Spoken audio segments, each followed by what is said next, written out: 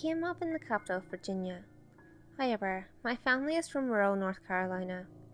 During the late summers and early autumns, often I would spend time at my grandparents' house. My grandparents were farmers and lived between huge fields of crops. The late fall was always cotton harvesting season, and my grandparents' neighbours planted at least 2 acres of the stuff each year. Often, I would go out and walk the field, admiring the beauty of the cotton and surrounding trees. My grandmother did not like this and would tell me not to linger in the cotton field. In fact, she all but forbade me to walk in it.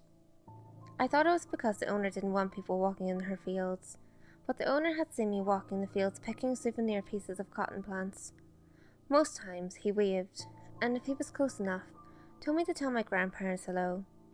My grandmother never told me why I shouldn't go into the fields, other than to say some land is bloodied by anger. I recall once, when I was around 12 years old, I was in the woods near my grandparents' home. The hour was late and the cool air of twilight was approaching. Even though I'd been throughout these woods many times in the past, I suddenly felt lost and befuddled. I heard the unmistakable call of what had to be dozens of crows.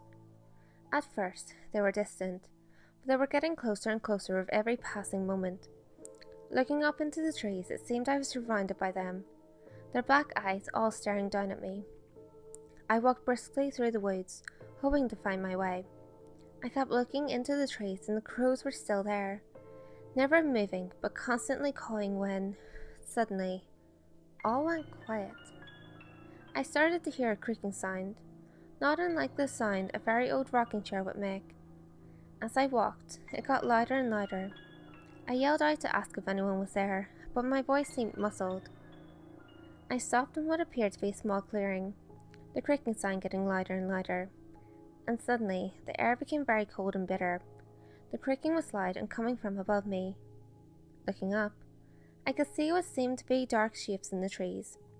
I walked to try and get home, but the trees seemed to have closed in on me. In the trees were the same odd shapes, but they were much closer, as though the trees wanted me to see. The figures were people, with hands and feet bound, hanging from the neck as though they had been lynched. The creaking was the sound of the swinging bodies hanging from the ropes. Their clothes were old, very old. Their skin looked deathly pale, rotten, and infested with insects. But their eyes, their horrible eyes were open and all fixed on me. Faces fixed, in contortions of anger and hatred, unlike anything I've ever seen. I ran and ran as far and fast as I could. When I came to the cotton field, thinking I was near my grandparents' house, I felt relieved, but the field was huge, much larger than it should have been. Acres and acres of cotton lay before me. I walked through the field again, looking to find my way home when the cawing started again. Louder this time. More angry. Again I ran, hoping to find a safe place, and the field of cotton started to become withered. The plants looked more like withered, twisted hands, reaching out of the ground, than plants. I ran, and I am certain I could feel the plants grabbing at my legs and feet. A wailing started, and I could hear the word Shatani whispered in voices. It sounded like hundreds of voices wailing in pain and anger, saying this unfamiliar word, Shatani, over and over.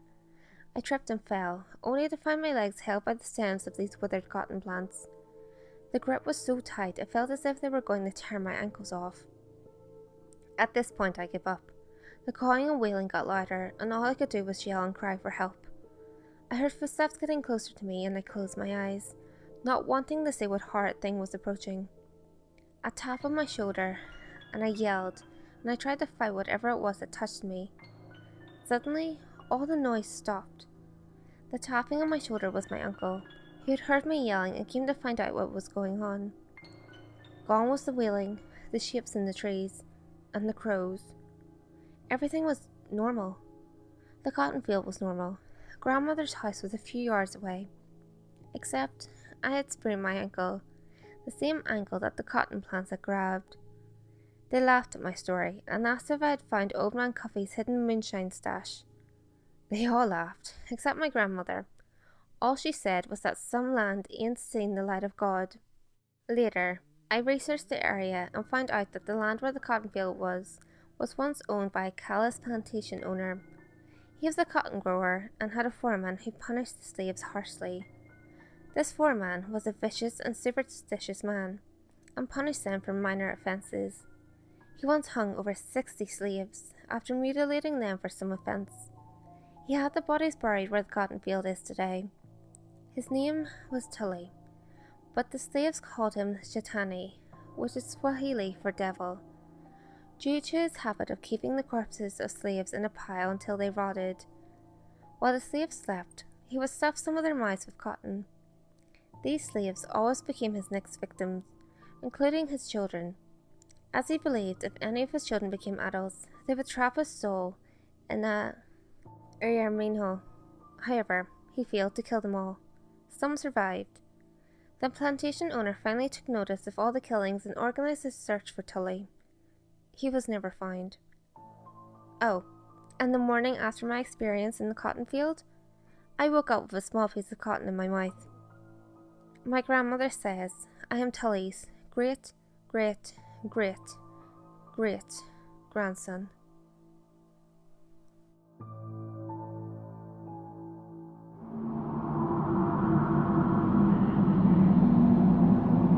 Hey guys, if you enjoyed this video, give it a thumbs up and share it with your friends. You can also leave a comment below. All feedback, good or otherwise, is always appreciated. If you have any creepy stories of your own, or have any topics that you would like me to cover, feel free to send them in via any of my social media. You can find all links to my social media in the description below. Until next time guys, make sure you lock your doors, stay safe, and I'll see you next video.